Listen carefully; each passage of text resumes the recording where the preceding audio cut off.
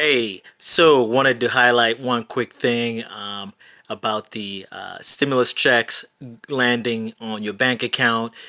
If you have any sort of overdraft fees or a creditor has already garnished that bank account. This has come up recently and created an uproar in the news because essentially folks are depending on these checks to pay for the basics, right? If you've been let go, you've been unemployed for a couple of weeks, this is money that you need to pay rent, put food on the table, that kind of thing. And it turns out the creditors and the banks themselves can pay themselves for any debt that you owe, say an overdraft fee, right?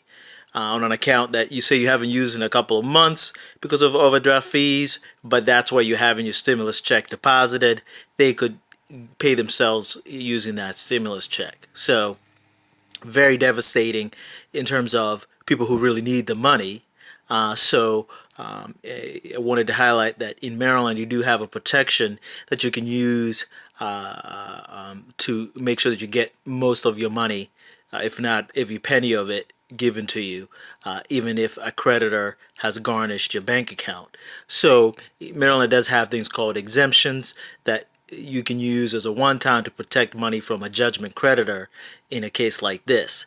Now, there's paperwork involved and obviously the court system to file motions to release the money, so there is some administrative pain involved, but at least in that scenario, you'll be able to get your money back intact, or presumably for a short amount of time, say 15 days, depending on how quickly the court can act on the motion.